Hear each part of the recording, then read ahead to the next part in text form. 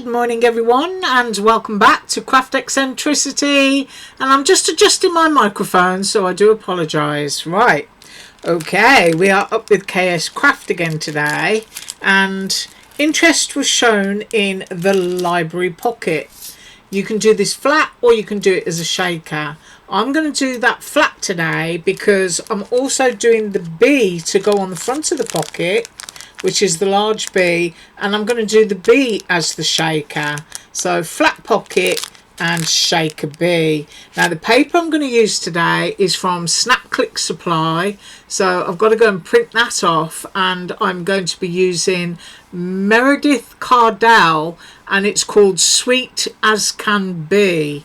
So it's really easy if you just tap stuff like that into the Snap Click Supply search bar. And for those who've never heard of Snap Click Supply, it's the digital arm of Echo Park, you know, and Bella Carter type papers, and they handle a lot of designers on there. And every Wednesday they have $1 Wednesday, so they do all sorts of goodies just for $1.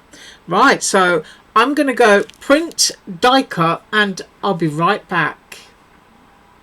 Right, so I've done all that, and while I was messing around, I grabbed my sparkly stuff off the shelf, and I don't know whether I'm going to be using this one here, which is my mini white rhombus, or if I'm going to be using my little tiny white abalone flowers, and it might be my flowers. And for those of you that don't know, I stack a lot of my sparkly twinklies and sequins in big tubes like this, and then you can just stack them on your shelf and you've got lots of room.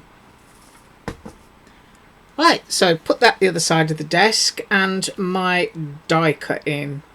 Right, I tried to be organised while I was away. So the pocket, I cut in craft cardstock, and then I used a sheet of that Sweet As Can Be on the top. So I put them, you know, sort of back to back, front to front, so that you've got a good side on both sides. So that is the base of the library pocket.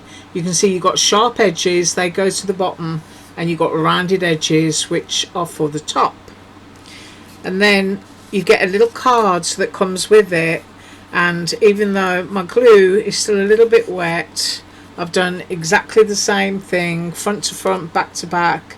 You've got a nice back and a nice front from the same pack. And then for the actual pocket itself, I've done that in craft cardstock. You can see it scores beautifully, and then we've just got to go along and bend and score ourselves.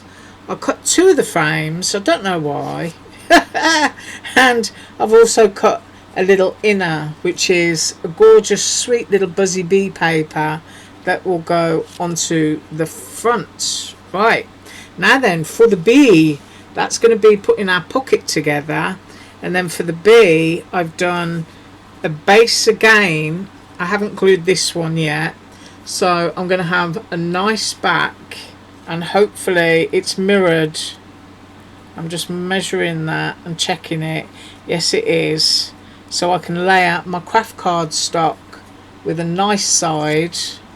Let me just make sure that I've got that correct, because sometimes things aren't perfectly mirror imaged and you just have to go with them.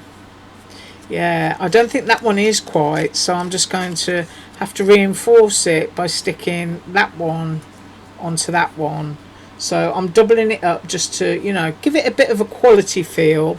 And I've used the plaid in the pack, which I've also used for the back. And then Dollar Tree foam, I found a little piece because I've actually run out and my store hasn't got any. And I'll tell you what's absolutely awesome, Reedy Board, who make the foam board for Dollar Tree, have been watching my videos, and they're sending me some free of charge, which is absolutely awesome. And they also do a waterproof one, which is a craft colour. And I've actually requested that because I want to see if we can do some die cutting that can go outside in the garden, you know, so we can make our own little swingy around mobiles for the wind and stuff like that. So looking forward to getting that. But here is your regular Dollar Tree foam, and once cut, that's about, I don't know, 1/4 of an inch I just run it through once in the middle of my plate. I don't do it on the edges of my plate, because at the edges that's where the rollers have the most pressure. So if you've got a really finicky die, push it to the edge of your plate.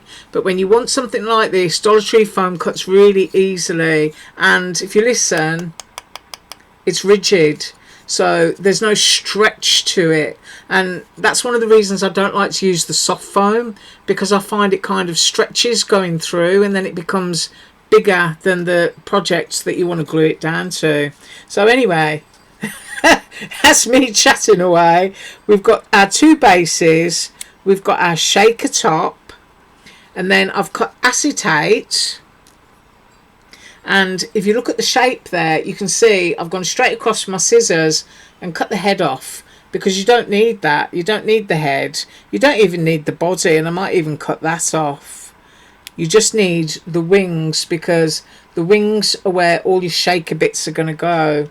And in fact, I'm just going to reach over the desk, grab my little scissors here, and you can see exactly what I'm doing. I'm just chopping the body off, because it's kind of like excess of stuff that's, you know, when you're using a wet glue, it's difficult to glue down. So you're better off giving yourself stuff that's going to have more contact with, you know, a solid substrate. So I hope you can see that. Chopped off the body, and I've chopped off the head. Right, so that's that piece.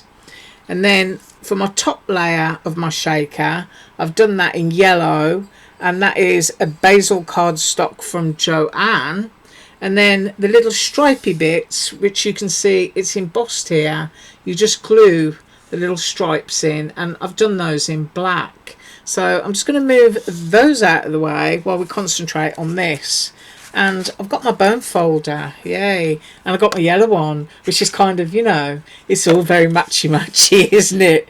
Yeah, I think I've had too much coffee this morning. I start talking too much.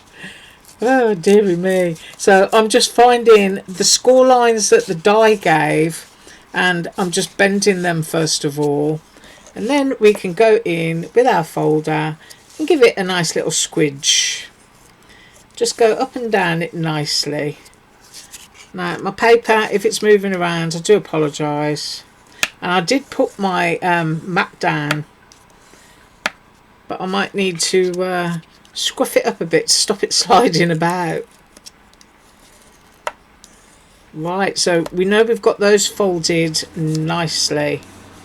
Now it is entirely up to you whether this is the base, whether you decide to stick this on top so that it's all within and you've got a completely plain back, or if you decide to drop that into there and bring your edges up. It's entirely up to you, but I am going to go on top. Right, so I'm just going to run some tape on there and I'll be right back.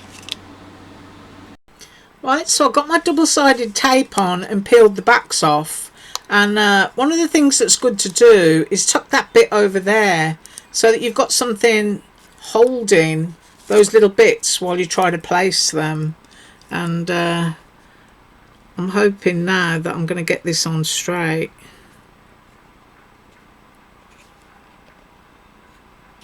I'm guiding myself on one edge, and then I'm going to rub it down, go over it with my bone folder. So we've got a good bond. Right, now the next thing to do is to glue this on, and when you glue this on, it's going to make it then easier to position that into there, because that will just drop inside. So let's get some glue on here, and then I'm going to stick it down and come back. So I'm just going to finish putting my glue on and I'll be right back. Right, so I've got that glued on nice and easy, and now you've got that lovely outline to follow. So we're just going to take our glue, and I'm not going to go right up to the edge because, as I'm always saying, you know, my glue squidges, and then just a little bit in there so that it's going to hold your project or your piece of paper down. So now we can just drop that inside of that frame. Make sure that you're straight, and then just press that down.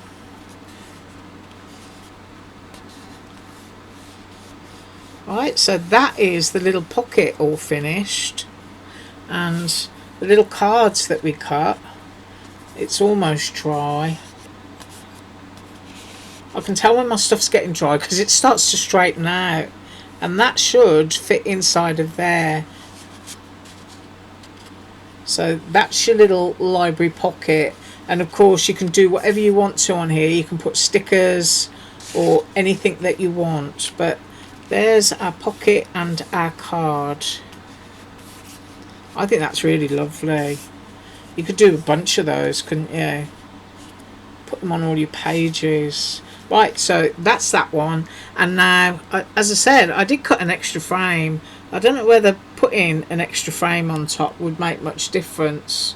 I don't think it would. So it's just another little bit of something I've got on my desk. Right, now onto the bee. So the first thing that I want to do is I want to glue my bases. So I'm going to put glue on this, and then I'm going to put my little plaid piece on top of it, which is just really making my bee a little bit more solid, and then I'll be right back. Right, so I've done that, and that's all, you know, nice and chunky now with its double layers. And then the next thing that I need to do is I need to glue my Dollar Tree foam. Remember, when you're using Dollar Tree foam, you don't peel the paper off the foam. You leave the paper onto both sides. So I'm going to glue that down on there. I'm going to glue my acetate down on the wings like that, because it's going to take quite a few minutes for it to dry, and I will be right back. Right, so while that glue is still drying, I'm going to go ahead onto here very carefully, because I do know that the glue on the acetate is still a bit damp, and I'm just going to go in and stick my black bits down, the stripes on the body, and you do have an embossed section where they are. Now, while your glue is still dry, if you feel that you're outside of your area, you can just shift it with your finger. And I'm totally outside of mine there. And then that needs to come down just a little bit, and then give it a press. And then I've got this little piece here. I'm pressing that, but I know that I still have room to move. So just slide it up into your embossed area and give it a squeeze. I'm going to do the same thing here as well. I don't think this one is quite dry yet. So don't be worried, you know, because your glue is still damp.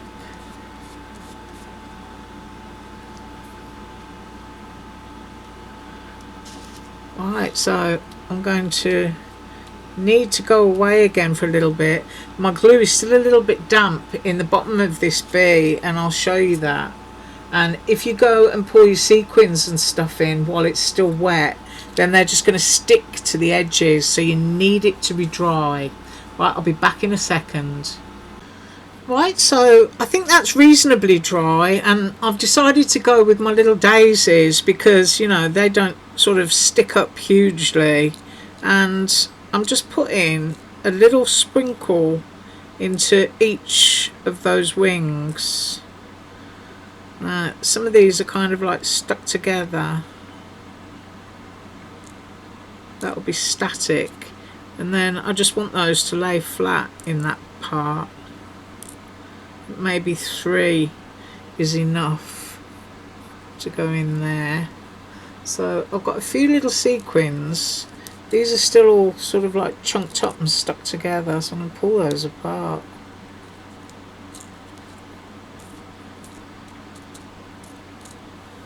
There. Maybe put a couple more in. There, because I don't really want to overdo it. So I've got my little sequins in there. I'm moving that out of the way. And then the next thing to do is to put glue onto your Dollar Tree foam. And you can hold on to the body. And then just pop your glue where it's needed. To hold everything in place. Now, a useful thing to do as well, that's if you don't mind getting your fingers a bit yucky, is when you put your glue around the edge of the wings there, that's where the acetate is on view, and you find you can get stuff that will squish out and, oh, that's Bo shaking himself, and cloud your acetate. Now you can very gently use a pencil eraser to remove any smudges, but one of the easiest things is just to use your finger and you know, be brave and just dab it so that it's on there, but there isn't a huge amount to make a huge mess. Now I've got it all over my fingers, and I just usually rub my fingers together for a few seconds and it just all peels off.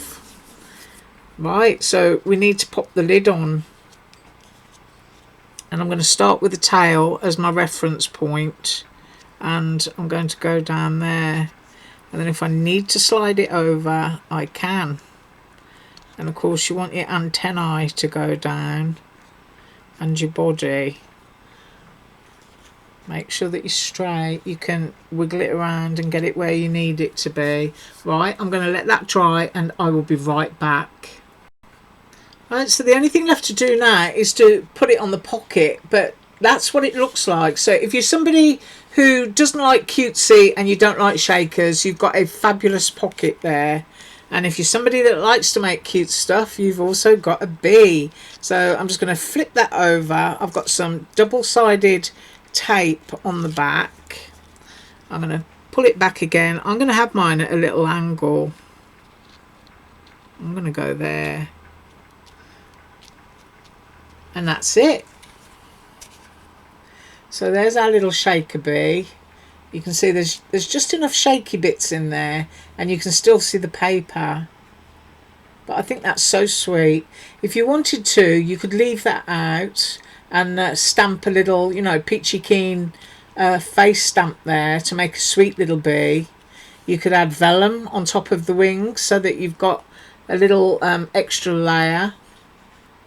But just really, really cute. And of course you can put whatever you want to on there. But I really enjoyed doing that. So getting that one out, slide it out and see what happens. There we go. And that is what I have for you today. And I thank you so much for joining me. I'll be up with more KSCRAFT tomorrow. Because as you know, you all want to see that hat. That's going to be fun. Make sure you tune in for that. Because you know me and my disasters. Yeah, I'll glue anything in the wrong place. Right, once again, thank you for joining me. And as usual, all links below. Have an awesome day. Bye.